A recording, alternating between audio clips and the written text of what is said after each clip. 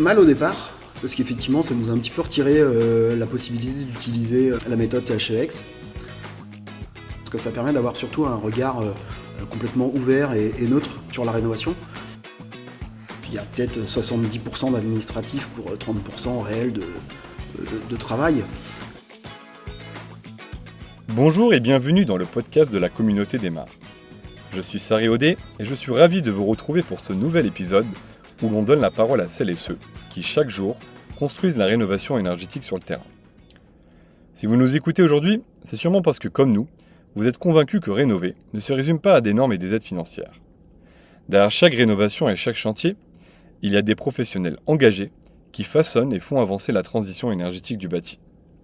Ce podcast, vous l'aurez compris, c'est justement l'occasion de mettre en lumière ces parcours et de partager des expériences, mais aussi des visions différentes pour construire ensemble un modèle de rénovation plus efficace, plus humain et plus ambitieux. Et parmi eux, comme toujours, les Mares, mon accompagnateur rénove, occupent une place de plus en plus centrale. Leur mission ? Garantir que les travaux soient cohérents, bien conçus et véritablement adaptés aux besoins des ménages et aux spécificités de leur logement.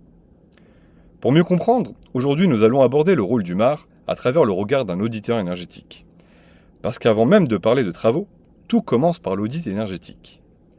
Réalisé par des thermiciens, ces professionnels du bâtiment, certifiés RGE Études, analysent en profondeur le bâti existant, modélisent les consommations d'énergie et construisent des scénarios de travaux en orientant les ménages vers des choix cohérents et adaptés à leurs contraintes.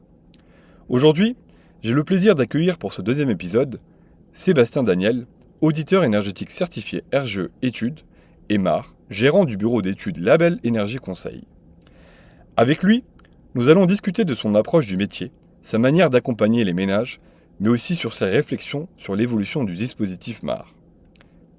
Sébastien, merci d'être avec nous et bienvenue dans le podcast. Comment vas-tu ? Bonjour Sari, écoute ça va bien, merci de m'accueillir. Merci à toi. Donc tout simplement, avant de parler de ton métier aujourd'hui, j'aimerais revenir un petit peu sur ton parcours. Comment tu as commencé dans le secteur du bâtiment et de l'énergie ? Quelle a été ta formation ? Voilà. Eh bien écoute, après différentes carrières professionnelles, il y a un bilan de compétences. Il y a plus d'une quinzaine d'années, donc en 2008, j'ai décidé de rejoindre un métier qui était effectivement une petite passion à l'époque déjà, le bâtiment. Et puis donc j'ai refait une licence de chargé de projet en maîtrise de l'énergie, énergie renouvelable et éco-construction. Donc une formation un peu pluridisciplinaire, mais qui m'a amené à me spécialiser dans la maison individuelle surtout, et dans le conseil aux particuliers, parce qu'effectivement c'est quelque chose qui me touche un petit peu plus que le gros bâtiment et le tertiaire. Et du coup, comment tu t'es orienté dans ce secteur-là C'est suite à un bilan de compétences, en fait. J'ai trouvé une école qui formait, donc c'est une école qui est une filiale de l'ASDER, donc une école bien connue en région Rhône-Alpes. Et en fait, au bout d'un an de formation, effectivement, j'ai appris ce qu'était la thermique du bâtiment, l'étanchéité à l'air, les énergies renouvelables, etc. Un petit peu tout le monde de la construction, que ce soit du neuf et de la rénovation. Et puis après une période de stage, j'ai été embauché dans une entreprise de construction qui construisait des maisons ossature bois et qui faisait des travaux de rénovation énergétique. Et effectivement, mon rôle, c'était de faire une petite montée en compétences de l'entreprise, d'intégrer la partie études thermiques, étanchéité à l'air, formation, mise en œuvre des équipes. Voilà, donc j'ai géré toute la partie montée en compétences, la partie un petit peu commerciale, la partie conseil, la partie audit, puisque effectivement je réalisais des audits à l'époque pour justement faire un bilan de l'avant, après, et qu'est-ce qu'il fallait faire dans tel ou tel cas pour pouvoir répondre à la problématique des ménages, qui étaient diverses et variées, consommation trop élevée, plus de confort, problème d'humidité, problème d'inconfort en général. Et t'es resté combien de temps Alors je suis resté 9 ans dans cette entreprise, et puis le patron est parti à la retraite. Les employés ont racheté les différentes branches de l'entreprise, donc moi j'ai racheté le bureau d'études. Donc à l'époque ça s'appelait ACB Énergie Conseil, je l'ai transformé en Label Énergie Conseil. Et puis mon rôle aujourd'hui c'est de l'étude thermique réglementaire, de l'étanchéité à l'air, de la maîtrise d'œuvre, parce que j'ai aussi une assurance de maîtrise d'œuvre. Je gère majoritairement des projets de rénovation énergétique à ambition spécifique, c'est-à-dire proche du passif, et forcément uniquement des matériaux écologiques, et de la construction alternative, construction paille, bois, terre. Voilà majoritairement. Je suis aussi formateur. Et puis j'ai donc une deuxième entreprise qui s'appelle Bâti Consult Ingénierie. Là, et pareil, on a les mêmes qualifications. Donc on est auditeur RGE 1905, 1911. On est aussi mesureur en étanchéité à l'air, Calibat 8711, 8741 pour la ventilation. Voilà, donc on est une équipe de 4 personnes en tout, bientôt 2 de plus. Enfin, j'ai deux personnes en formation en ce moment qui vont certainement rester après coup. Donc l'entreprise se développe depuis quelques années. Et tu interviens sur quelle région du coup? Alors j'interviens sur majoritairement tout le Grand Ouest et tout le centre Val-de-Loire, mais j'ai effectivement, par mon expérience, pas mal de connaissances à droite à gauche, et j'ai des secteurs d'activité qui sont la Rhône-Alpes-Auvergne, l'Alsace, un peu en Normandie, beaucoup en Bretagne, dans le sud de la France également. Bon, là, on va dire que je travaille un petit peu sur toute la France pour toute la partie études thermiques et bilan carbone, parce que j'ai aussi une personne dédiée au bilan carbone dans l'entreprise. Par contre, pour la partie audit énergétique, on reste très proche de nos secteurs d'activité, c'est-à-dire majoritairement le département 49 pour le secteur d'Angers et le département 37 pour le secteur de Tours. D'accord.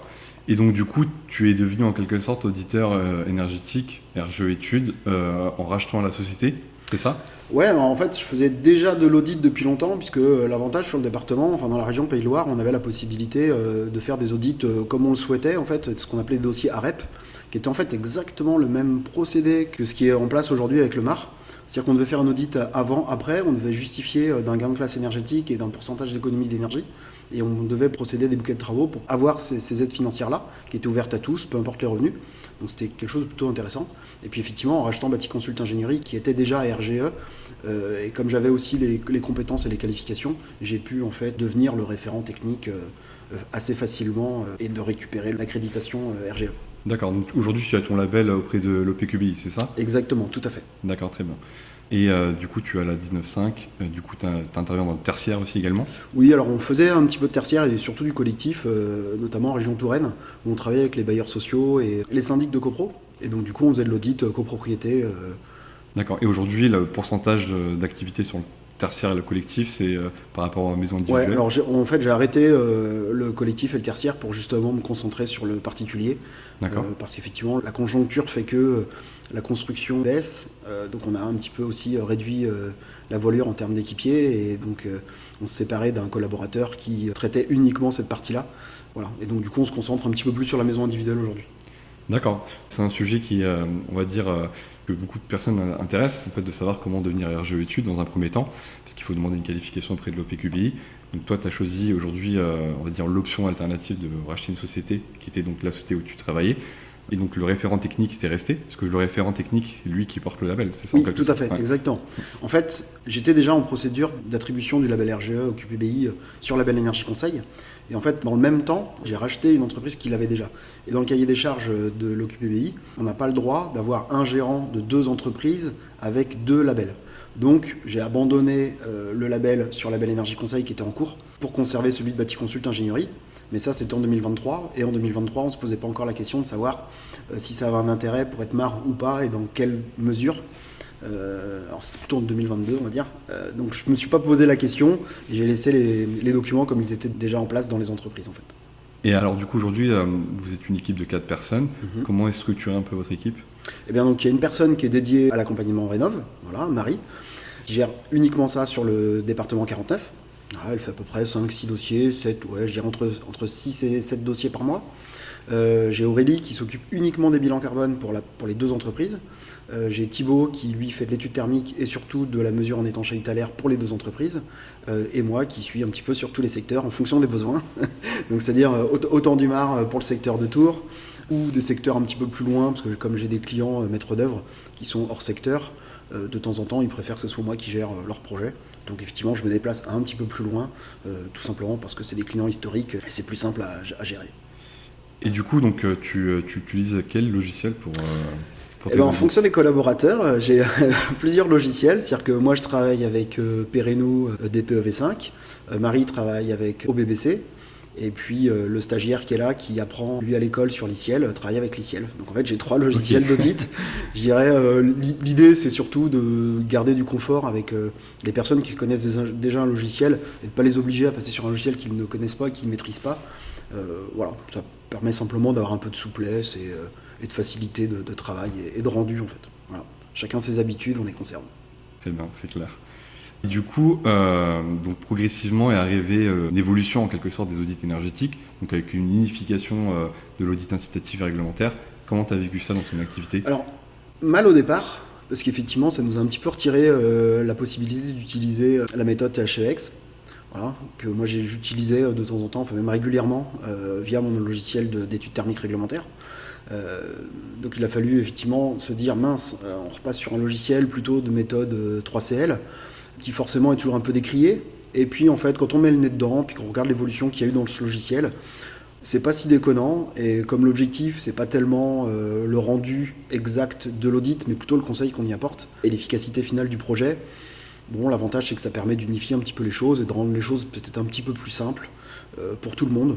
Donc finalement, cette évolution n'a pas été réellement une contrainte particulière, pour moi en tout cas. D'accord.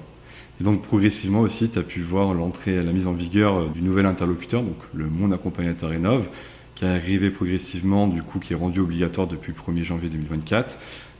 Tout simplement, depuis quand es-tu MAR ? Eh bien écoute, je suis MAR officiellement depuis le mois d'avril 2024. Okay. Voilà. Une demande qui a été faite au mois de décembre 2023, novembre même plutôt. On va dire que c'était en questionnement depuis déjà une belle année en fait, puisque 2023 on annonçait déjà qu'il y aurait ce système qui serait mis en place, on ne savait pas quand, comment, ça a été reporté d'avril à septembre, de septembre à janvier. Bon, du coup j'ai toujours été un peu dans les starting blocks, et puis on va dire que la conjoncture dans la construction a fait qu'il fallait aussi penser différemment dans l'entreprise et de se dire s'ouvrir au marché qu'on avait un petit peu mais qui n'était pas forcément développé, et puis de se dire on a les compétences, on a les logiciels, et allons-y. Et puis on va dire que j'ai été aussi un petit peu poussé par un copain qui lui-même conseillait France Rénov, qui travaille dans la communauté de communes à côté de la mienne, et qui m'a dit vas-y parce qu'on a vraiment besoin de gens comme toi qui a du recul, qui a les connaissances. On est sûr que tu seras un bon MAR. Alors bon, c'est pas pour me jeter des fleurs, on va dire que faudrait plutôt poser la question aux clients de savoir s'ils sont satisfaits des services qu'on leur rend. Justement, si tu peux en revenir un petit peu sur le début du démarrage du MAR, donc c'est quand même un nouveau métier, une nouvelle mission en quelque sorte, qui est auprès des particuliers principalement. Comment s'est passée cette intégration Moi je dirais oui et non, c'est-à-dire que comme je disais tout à l'heure, on avait l'avantage dans les Pays Loire d'avoir un système qui s'appelait l'AREP, qui était une aide régionale, qui en fait était ouverte à tout type de ménage, tout type de revenus. Il fallait simplement réaliser un audit comme on le réalise aujourd'hui avec le MAR, sans forcément passer par un outil 3CL, puisqu'on avait la possibilité d'utiliser la méthode de calcul qu'on voulait. Il fallait simplement justifier en fait, d'un gain énergétique. Et en fait, l'audit était vérifié par le conseil régional, donc des gens agréés en fait, au niveau de la région, qui vérifiaient nos audits et qui vérifiaient que le dossier était bien tenu avec les devis, des éléments d'économie d'énergie, etc. En fait, un petit peu le même dispositif qu'aujourd'hui. Donc en fait, pour moi, le MAR n'était pas vraiment quelque chose de nouveau en tant que tel, puisque j'ai réalisé des dizaines et des dizaines de dossiers déjà dans les années 2010-2015. Voilà. Et donc en fait, c'était peut-être un retour finalement aux sources de mes premiers audits. Donc ça n'a pas forcément été un grand bouleversement pour moi. Après, simplement qu'effectivement, il y a le cahier des charges spécifique, mais là, c'est comme tout. On a une règle du jeu, on la prend, on la suit, on la met en œuvre, et puis voilà. Donc oui, au final, c'est un peu une évolution de ce que tu faisais, mais qui est régulé par un cadre obligatoire. C'est ça, exactement. Je dirais une continuité. D'accord. Ouais. Et vis-à-vis des ménages et des artisans, tu peux expliquer un petit peu comment tu t'organises aujourd'hui sur une mission MAR ? Ouais. Alors, au niveau des ménages, c'est assez simple. On va dire que le ménage, là, il est un petit peu menotté, dans le sens où s'il veut les aides financières, il est obligé de passer par nous. Finalement, je trouve ça plutôt une bonne chose, parce que ça permet d'avoir surtout un regard complètement ouvert et neutre sur la rénovation. Et moi, dans mon conseil avec le ménage, mais aussi beaucoup l'usage, c'est-à-dire comment on vit réellement dans le bâtiment, qu'est-ce qui se passe en vrai, quelles sont les habitudes, et en fonction de ça, on essaye d'apporter les conseils qui s'adaptent le mieux au ménage. Donc finalement, ça rassure aussi le ménage d'avoir ce regard qui est un petit peu différent, parce qu'il n'aurait peut-être pas fait les mêmes choix, peut-être pas forcément les bons choix. Voilà. En tout cas, les choix qu'ils font seront toujours les bons, mais là, ils ont eu l'avantage d'avoir un regard différent sur lequel on va peser les pour et les contre de chaque solution. Et après, le client fait un choix, et à partir du moment où il a compris quels étaient les avantages et inconvénients de toutes les solutions, le choix qu'il va faire pour lui sera forcément le bon pour lui, en fait. Et voilà. Et je dis toujours que c'est toujours sa maison, son projet, son argent, et que ça doit correspondre à ses besoins, sa volonté, sa manière de vivre, et que forcément, le conseil doit s'adapter à chaque situation. Donc une réponse qu'on va apporter à un ménage, on rapportera peut-être pas la même réponse dans la même maison, mais avec un autre ménage. Donc aujourd'hui, tes demandes de sollicitation, tu les as principalement auprès de ménages qui viennent via quel canal ? Ouais, via le canal principal qui est en fait l'annuaire. Ouais. Voilà, l'annuaire. Et puis aussi parce que historiquement, ça fait déjà 15 ans que je fais de l'audit dans la région. Je suis un petit peu, je pense, connu des différents services. qui connaissent mon travail et qui finissent par dire bah voilà, vous avez tel auditeur, enfin tel mar, ça facilite un petit peu les choses. Et puis les gens finissent par connaître un petit peu le logo de l'entreprise, puisque ça fait 15 ans qu'il est présent dans le secteur. Donc je dirais il y a aussi ce côté un petit peu réputation qui aide en fait, et enfin en tout cas qui facilite les choses. Et puis après il y a quand même beaucoup de ménages qui vont appeler différents mars et qui en fonction de l'échange téléphonique et du premier échange vont sentir un intérêt pour tel ou tel mar. Et on va dire que pour l'instant, on ne se plaint pas de la quantité de remontées que l'on a. Parce que justement, donc si on revient un petit peu sur le fil conducteur par rapport à une mission, donc tu es sollicité via l'annuaire par des ménages. Donc comment ça se passe concrètement par la suite? Ton rôle ne s'arrête pas à la réalisation de l'audit. Bien sûr. Tu conseilles, tu orientes les particuliers. Est-ce que tu peux en revenir un petit peu sur toi? Alors effectivement, on a le canal principal qui est un envoi de mail ou un premier coup de téléphone. Alors souvent, les gens sont déjà passés par France Rénov' et donc du coup, ils ont été redirigés vers le MAR local. Donc j'ai l'avantage d'avoir des bureaux en plein centre-ville d'Angers, donc facilement accessibles. Donc les gens ont aussi la possibilité de passer me voir, ce qui arrive de plus en plus. Le fait de voir quelqu'un en vrai, ça facilite des fois aussi un petit peu le travail. Donc on va dire que le canal principal c'est ça. Après donc moi je fais un premier échange téléphonique qui permet en fait de vérifier qu'on est sur un dossier éligible, qu'on soit pas sur une personne morale, qu'on soit pas sur un changement de destination ou autre chose. Donc je commence par dégrossir un petit peu la situation pour vérifier qu'on est bien éligible. Après j'ai fait une sorte de mail un petit peu structuré avec différentes questions que je renvoie systématiquement. Donc, certes, c'est un copier-coller, mais ça permet en fait de résumer un petit peu les choses et ça permet au ménage de pouvoir m'écrire exactement les éléments qui me permettent en fait de faire une sorte de fichier client. Ça me permet de voir quand il y a eu un DPE, parce que souvent on est suivant un acte d'achat, donc on a un DPE ou un audit qui est déjà réalisé, donc ça nous permet de voir ce qui a été déjà défini, où on va déjà aller. Et en fonction de la volonté du client et de sa volonté de travaux, rien qu'avec cet échange téléphonique et cet échange de mail, en fait, on redéclenche un autre rendez-vous téléphonique qui nous permet en fait de vérifier qu'on est bien sur une situation qui va être complètement éligible. À partir du moment où le client il dit ok, moi ça me convient et que nous le dossier est éligible, c'est là on va commencer à faire notre premier rendez-vous pour venir vérifier sur place qu'on est vraiment dans cette situation. Et puis après derrière, on rediscute avec le client sur place exactement de son projet.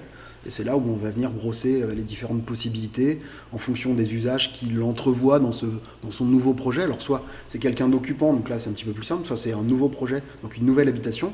Et là du coup on va rediscuter un petit peu vraiment de comment il entrevoit ses travaux à l'intérieur, quelle pièce il va mettre à tel endroit, etc. etc. Donc on discute vraiment de tout ça. Et du coup, comment se passe après par la suite les échanges avec le ménage et les artisans? Eh bien, une fois que ce premier rendez-vous était fait, en général, comme tout a déjà été dégrossi, on en profite pour faire tous les métrés, vérifier la nature des parois, etc., pour pouvoir réaliser notre audit énergétique. Le client, en général, il est souvent d'accord après le premier rendez-vous.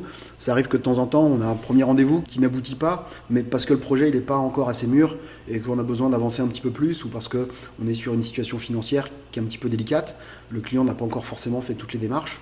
Dans ces cas-là, quand on n'est pas trop sûr, on demande au client d'aller lui-même faire tel ou tel type de devis. Ça va lui permettre de vérifier un petit peu son budget, d'aller voir la banque s'il peut débloquer un éco-PTZ ou une autre facilité bancaire, pour justement être sûr qu'on puisse vraiment engager le projet.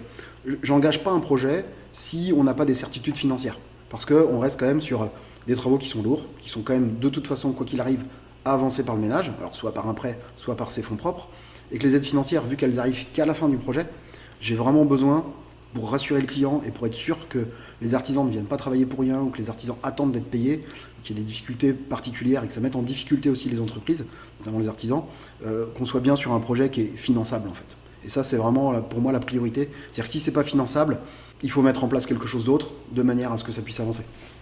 Et ça rassure tout le monde en fait. Et justement, tu les accompagnes sur la partie administrative et financière ? Alors, sur la partie administrative, oui. Sur la partie financière, je leur explique quelles sont les possibilités aujourd'hui auprès des banques des différentes aides, que ce soit l'éco-PTZ, donc le bouquet à 30 000, le bouquet à 50 000, éventuellement les PAT ou autres financements particuliers, voire aussi les aides départementales, puisqu'on a aussi sur le secteur différentes communautés de communes qui proposent des aides supplémentaires ou des avances différentes. Donc on leur explique un petit peu tout ça, ce qui les rassure aussi. Et ça leur permet eux-mêmes après d'aller faire les démarches forcément pour eux, pas moi qui va aller chez le banquier pour négocier le prêt, voilà.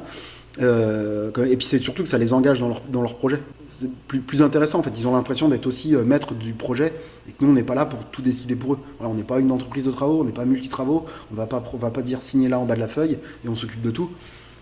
c'est pas notre rôle. Justement, est-ce que ton rôle n'est pas parfois mécompris des ménages ? Non, justement, pas du tout. Je dirais que c'est vraiment un accompagnement, on est vraiment bras droit du client. On lui permet en toute neutralité d'y voir plus clair dans son projet. Et en fait, ça le rassure. Et en fait, comme il est rassuré, il va faire ses démarches plus sereinement en disant « je viens voir telle personne pour telle chose, telle personne pour telle chose ».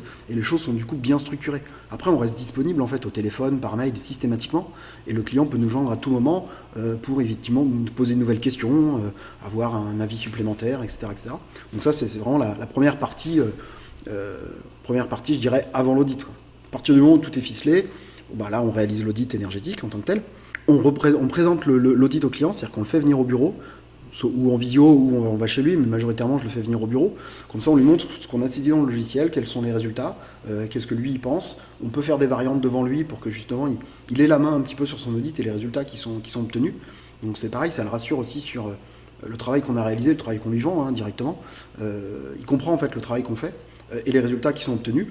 Donc après, dans les phases suivantes, soit c'est l'audit qui permet de faire un cahier des charges pour aller voir les artisans en disant l'auditeur il nous dit que globalement c'est plus intéressant de faire ça, ça, ça et ça, donc du coup il commande les devis en fonction de nos conseils, et après du coup on va remodifier l'audit en fonction du retour des devis pour pouvoir monter le dossier administratif après auprès de l'ANA.